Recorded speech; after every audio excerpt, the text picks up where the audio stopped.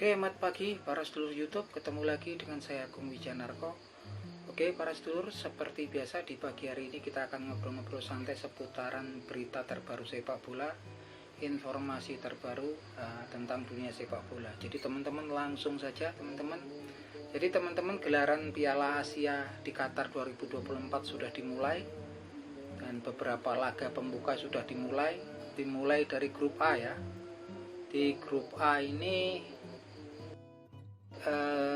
laga pembuka dimulai antara timnas Qatar dengan bertemu dengan timnas Lebanon ya teman-teman, yang memang hasilnya seperti sudah bisa kita tebak, dimana berat sebelah sepertinya memang, karena memang jauh ya antara jurang pemisah antara kekuatan timnas sepak bola Qatar dengan timnas sepak bola Lebanon. Karena kalau kita lihat memang Qatar nih pertama lah juara bertahan ya, 4 tahun yang silam dia ngalahin Jepang ya. Qatar juara bertahan, dan Qatar ini pemain-pemainnya juga sudah kelasnya sepertinya kelas-kelas Eropa ya teman-teman. Jadi karena memang di negara-negara Timur Tengah saat ini seperti yang petrodolar, yang negara-negara minyak seperti Saudi Arabia, kemudian ada Uni Emirat Arab, Qatar ini sekarang kan liganya lagi moncer-moncernya ya. Seperti kalau dari Liga Arab semenjak kedatangan CR7, kemudian Sadio Mane, banyak pemain-pemain bintang dari Eropa yang kemudian hijrah ke liga-liga di negara Mid East ya, negara-negara yang kaya petrodolar. Salah satunya Qatar. Dan kalau kita lihat memang di Qatar sendiri banyak ya pemain naturalisasinya ya, pemain naturalisasi yang memang sepertinya udah tinggal lama di Qatar. Seperti kalau kita lihat di back kanan ada Pedro Miguel, dan sebelah di fullback kiri ya, fullback kanan Pedro Miguel, fullback kirinya Qatar itu ada Lucas Mendes. Kalau kita lihat nama-namanya nama-nama Amerika Latin ya, nama Latino. Yang jelas permainan Qatar ini sudah kelas-kelas ya, kelas-kelas Eropa lah kalau kita lihat ya. Dan pemainnya memang bermodal dengan sekarang kompetisi di negara mereka lagi bagus-bagus ya, dengan datangnya banyak pemain bintang juga dari Eropa dan juga dari Amerika Latin, sehingga kualitas permainan meningkat ya, dan juga tambahan-tambahan dari pemain naturalisasi yang memang kemudian bergabung dengan timnas Qatar. Ini bisa kita lihat. Terus kalau kita lihat sendiri sebenarnya pemain-pemain dari Mid East, dari Qatar, kemudian dari Uni Emirat Arab ataupun Saudi Arabia, itu posturnya secara fisik, power sama endurance-nya udah seimbang ya dengan orang-orang Amerika Selatan ataupun orang-orang Eropa sendiri. Kalau kita lihat postur-posturnya itu udah mirip-mirip, dari tinggi badan, terus badannya kekernya ya itu kan. Tinggi badan kan rata-rata pemain daripada Qatar ini udah di atas 180-an semua ya, dan kekar-kekar. Apalagi kalau kita lihat semalam olah bolanya juga bagus banget ketika Qatar kemudian menguasai penuh ya, sekitar possessionnya sekitar mungkin 60 banding 40 ya dengan Lebanon. Dia dominan sekali ya, dikepung terus Lebanon, dan memang kelebihannya memang dari sayap ya, kanan kiri punya kekuatan yang luar biasa. Jadi sayap pemain Qatar yang wingernya ini dribble bolanya bagus, kontrol bolanya bagus, dan berani melakukan penetrasi, dan memang gol-golnya sebagian besar tercipta karena umpan crossing ya, umpan silang dari sayap. Ini yang mungkin jadi PR ya kalau di timnas kita untuk Coach Sintayong. Yang jelas gol tercipta yaitu oleh Akram Afif, pemain yang bertubuh kekar, tinggi besar, rambutnya gondrong, strikernya daripada Qatar. Kemudian satu oleh Al Musali ya, Al Musali sama Akram Afif. Ini pemain-pemain yang memang kalau lihat posturnya udah berimbang ya dengan orang Amerika Selatan ataupun orang Eropa ini. Powernya juga kalau kita lihat ini 2 kali 45 menit juga kuat sekali nih pemain-pemain Qatar ini ya, nggak ada habisnya tenaganya. Seperti ini memang yang kekuatan natural daripada orang-orang Timur Tengah ya. Kalau kita lihat kemarin yang main, walaupun dia naturalisasinya itu ada banyak di Qatar, kemarin ketika lawan Lebanon tuh baru 2 yang diturunkan, yaitu di kiri ada Pedro Mendes, kemudian di kanan ada Lucas Mendes, dan di fullback kanannya ada Luis Miguel. Sisanya sepertinya pemain-pemain asli dari Qatar ya.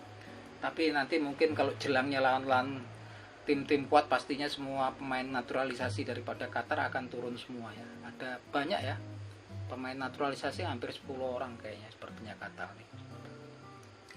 Nah ini yang kita lihat, memang kalau lawannya Lebanon ya, Lebanon juga negara kecil ya di Timur Tengah ini kan, negara kecil. Tapi kalau kita lihat memang saat ini macan-macannya bukan macan Asia, itu bukan dari ras mata sipit aja. Kalau dulu-dulu kan ras mata sipit ada Korea Selatan, kemudian ada Korea Utara yang pernah lolos juga ke Piala Dunia, dan ada Jepang ya. Sekarang juga ras daripada Timur Tengah ataupun orang Arab ini juga udah mainnya bagus-bagus. Dari timnas Arab Saudi, timnas Uni Emirat Arab, Qatar ini mainnya udah keren-keren. Kayaknya kesononya tambah bagus karena memang kemudian bergabungnya pemain-pemain bintang ini akan, dan juga pelatih-pelatih top dari Eropa, klub-klub top dari Eropa juga join di untuk melatih timnas negara-negara kaya, tentunya dengan iming-iming bayaran yang luar biasa. Seperti yang kita tahu, sampai sekelas Roberto Mancini juga kan setelah lepas dari melatih Italia, dia ini sekarang nggak melatih Italia, justru malah melatih timnas Arab Saudi dengan bayaran yang sangat fantastis ya. Tentunya kedepannya pastinya ini saya yakin menjadi barometer daripada kiprah sepak bola dunia. Kalau kita lihat liga-liganya memang lagi membangun ya ini kan, dan kota-kotanya memang juga kota-kotanya sudah mewah banget, seperti di Dubai, di Uni Emirat Arab, kemudian di Doha Qatar gitu kan, Saudi Arabia, semua memang sekarang memang bergerak maju sepak bolanya. Dan memang orang-orang lokalnya juga fisiknya memang udah setara ya secara fisik dengan orang-orang Eropa. Dan kalau kita lihat memang ini yang memang agak kesulitan memang untuk tim-tim Asia Tenggara ya, yang memang posturnya kecil-kecil, tinggi badannya juga di bawah mereka. Artinya memang kalau kemudian ada solusi untuk kemudian naturalisasi ya, memang solusi utama, karena memang kalau kita bilang, banyak pengamat bilang pembinaan seperti di timnas kita udah nggak ada hentinya ya. Dulu saya waktu kecil dulu nonton ada Primavera di Italia, sampai mondok di Italia ada barengannya mereka kayaknya Kurniawan Dwi Julianto bersama kawan-kawan. Kita sampai sekarang juga belum lihat hasilnya yang betul-betul mumpuni ya gitu kan. Kemudian ada ketika rombongannya Ivan Dimas Darmono ketika mondok di Uruguay ya, Primaveranya juga. Artinya memang kalau kemudian ada para pengamat sepak bola yang mengatakan yang diutamakan adalah pembinaan, sebetulnya PSSI sudah melakukannya dari sejak lama, dan kompetisi pun sudah dilakukan sejak lama. Artinya memang banyak faktor lain, variabel lain di sepak bola. Kalau kita lihat ya, seperti Libya, ini negara bermasalah, negara yang lagi konflik gitu kan, negara yang memang di rundung peperangan semenjak turunnya Muammar Gaddafi ya. Ini kemarin mengalahkan timnas kita 2 kali berturut-turut. Pertama 4-1, yang kedua 4-0 malah. Uji coba kedua 2-1. Terakhir nih ketemu Kuwait juga menang dia, timnas Libya 3-1 ya.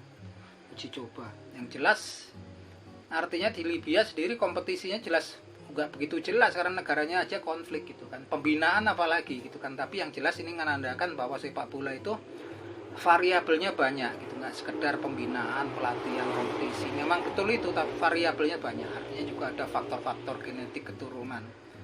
Ya kalau kita lihat ini negara Amerika Selatan ya, sekelas Venezuela itu juga negaranya bermasalah, krisis ekonomi berat. Tapi ya timnasnya juga kalau kita lihat kemarin di laga-laga uji coba juga bagus-bagus. Venezuela permainan juga bagus. Artinya memang kalau kemudian saat ini jajaran elit PSSI melakukan program naturalisasi ya didukung, saya pun mendukung, 1000% mendukung. Tapi memang dengan catatan, memang kesononya jangan cuma nurutin pelatih, permintaan pelatihnya saya rasa. Karena ini kan memang kemudian pemain muda dan juga pemain-pemain bertahan. Memang pemain mudanya sebenarnya top, moncer, seperti kemudian ada Sandy Walsh, Sain Patinama, ada Elkan Bagot, Justin Hubner itu kan. Tapi mereka kan perlu waktu untuk berkembang, sedangkan untuk saat ini juga mereka belum menjadi pemain reguler, pemain inti di klub tim masing-masing. Artinya memang kalau kemudian berhadapan dengan kelas-kelas bangkotan seperti Iran, Irak, ya kemungkinan ya pastinya berat.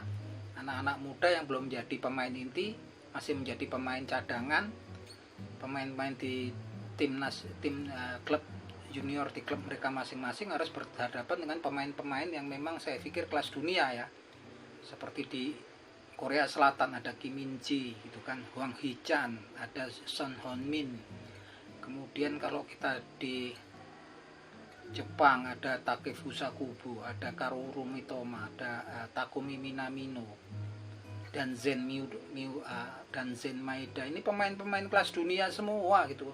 Pemain-pemain di klub-klub terkenal. Dan di klub-klub terkenal itu mereka bukan pemain cadangan, tapi pemain kunci gitu kan. Seperti kalau di Irak nanti kalau kita lihat, di Irak nanti akan ada Zidane Ammar Iqbal, kemudian strikernya ada Ali Ibrahim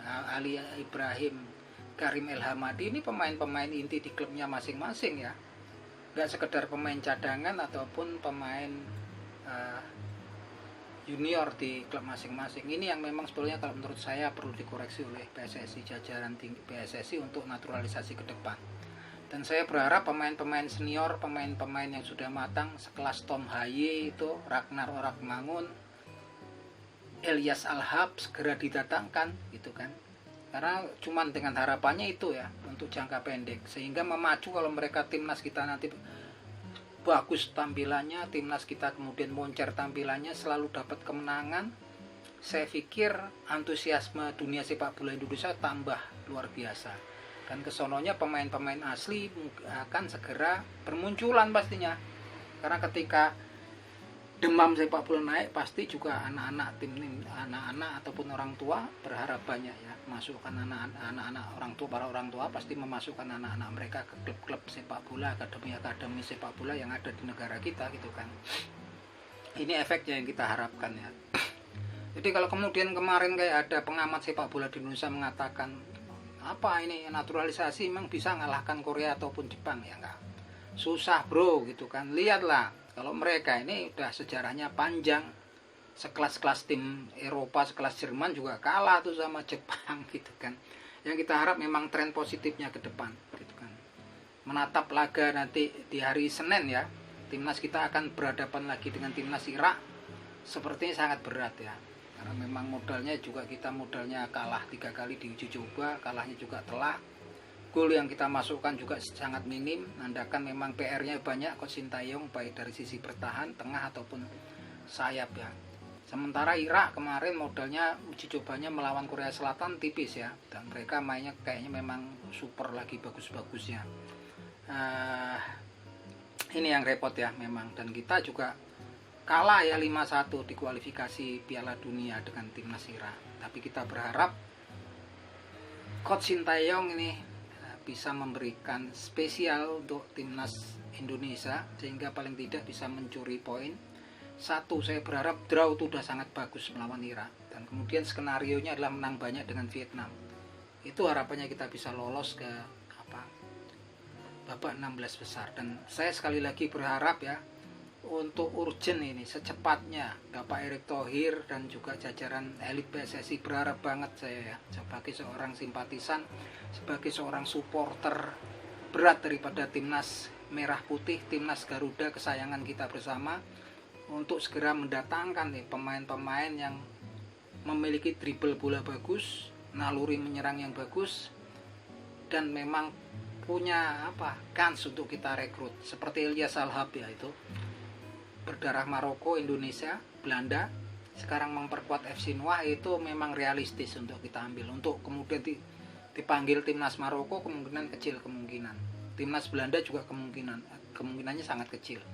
Artinya memang kalau kemudian dinaturalisasi oleh timnas Indonesia pastinya cepat itu kan, pastinya peluangnya besar.